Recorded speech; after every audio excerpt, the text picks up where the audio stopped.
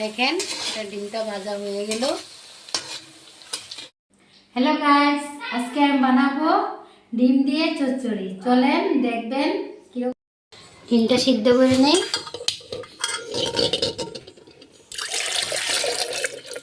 ডিমটা হয়ে গেল, এখানে আমি মশলাগুলা মিক্সিতে দিয়ে নিই। হ্যাঁ, দেখুন ডিমটা ছোট ছোট করে কেটে বেসনে দিতে লাগবো, ভালো করে ভেজে নিতে লাগবো।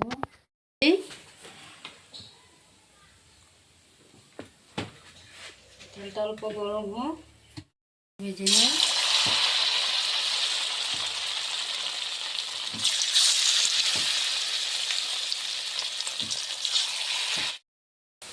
দেখেন এটা ডিমটা ভাজা হয়ে গেল। মিক্সচারটা দিয়ে দিই। অল্প হলুদের গুঁড়া দিতে লাগবো 1 চামচ, লবণ 1 চামচ দেব,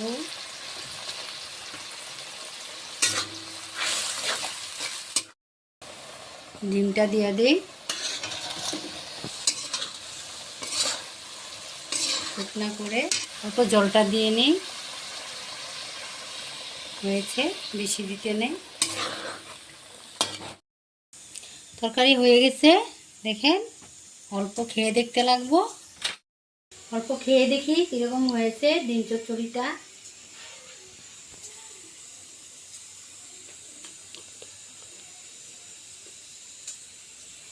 অসাধারণ হয়েছে, ভালো লেগেছে।